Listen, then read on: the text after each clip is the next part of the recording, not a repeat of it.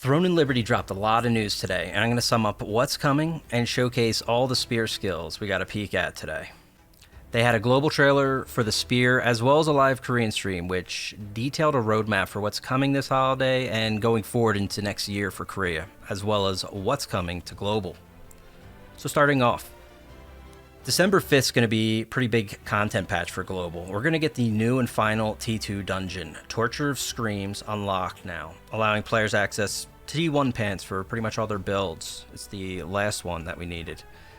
We're also going to get the new Rune System though, and in short, Rune System is going to allow people to apply runes to their weapons and accessory slots to amplify stats and even attributes. So expect players to have increased power, health, general stats. It's just going to be a power scale up with this system in place.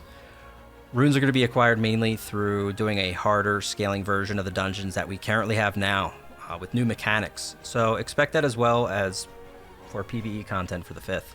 They also announced implementing war games. This will eventually be battlegrounds, but kind of like a 12v12. At the moment, there is no reward for this system or even a queuing system from what I can see on the Korean version. I wouldn't get too excited about this. I think it's just more or less going to be kind of a test thing.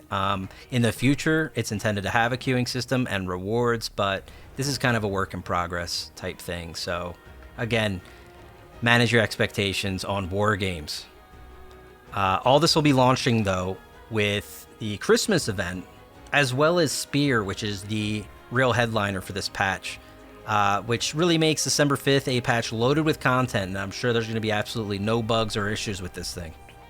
So I'm going to end with Spear. We're going to come back to that and see some skills I was able to translate and put them on screen, but quickly, let's review the roadmap they discussed and showcased on the Korean stream.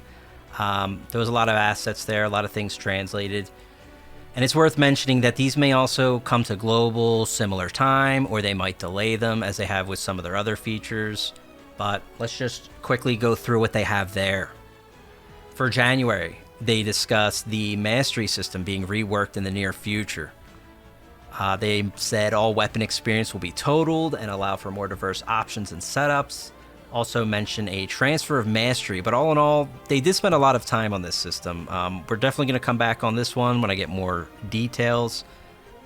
This is definitely worth revisiting to see what to prepare for, but the mastery system's going to look a lot different and likely sooner than later. For February, they discussed one-person breakthrough dungeons. These would be like our current Gate of Infinity content pieces, but more difficult, and options to scale them up. They mentioned having 8 new bosses, rotated weekly, 5 levels of difficulties, and rewards that are based on your difficulty as you move it up. So these rewards also will include things like epic gear, runes, according to the rune system that we mentioned earlier. So these will be pretty important to do for PvE and advancing your character. For March, they plan for Interserver Siege. They pretty much just mentioned alliance versus alliance on this. Doesn't seem to be much change outside of that. It'll be interesting to see if it's just one-on-one. I imagine it's going to be multiple alliances from different servers. More information to come, but that's targeted for March. Now for April, this is a big one. There will be the first 12-man PvE raids. They'll be considered very difficult from a PvE standpoint and just general gameplay. There will be normal and hard modes with this, and I believe a weekly system will also be in play. This will have a new tier of gear even. That'll be considered, I guess, legendary. Additionally, they will have a new Guardian advancement system coming in April. This allows you to increase Guardian stats and power, as well as earn new active skills on them.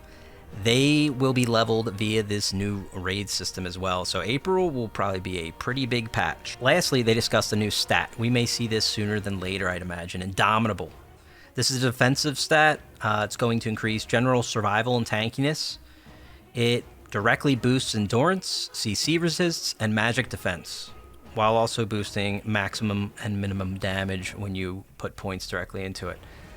Breakpoint advancement, pretty much the same stuff. Endurance, CC resists, and again, magic defense, which you didn't really have access to. This is kind of the counterpart of strength as far as your defensive side of things. While it doesn't boost health, it's giving access to the other things that strength wasn't advancing. This is going to make people really tanky, especially once we get T2 gear, as endurance will kick up even more, and some of the endurance stacking you'll be able to do might be pretty disgusting. So we'll see how this one goes. There is also new presets coming as an additional quality of life update coming to swap your gear, skills, and guardians more easily, as well as adding bag space. It's also worth mentioning they discussed healers getting more contribution in PvE bosses and assists in PvP.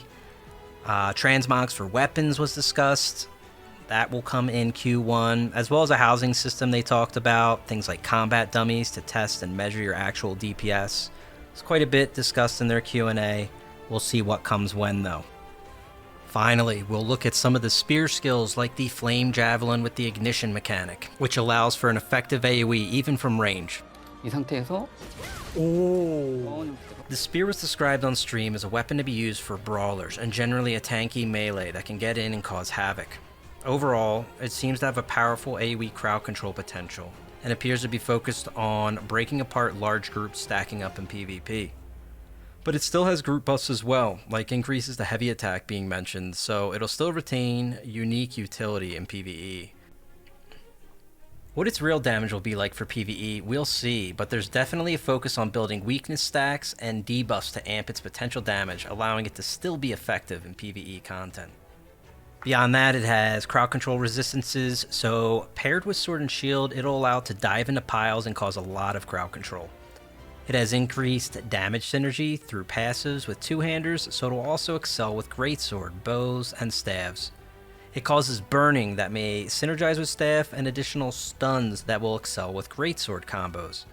All in all, I think it will shake up large-scale PvP on global environments, allowing for people to initiate and disrupt heavily with AoE CC, paired with Dagger for easy initiations, or Greatsword and Sword and Shield just for brawling. And that pretty much covers everything coming on December 5th, and what we know going into the new year. Let me know your thoughts and what you plan to do with Spear. I'll likely be trying this with Sword and Shield and put an end to being stunned once and for all if possible. But as always, please like and subscribe and join me live on Twitch to see the release of Spear next week. I'll see you then.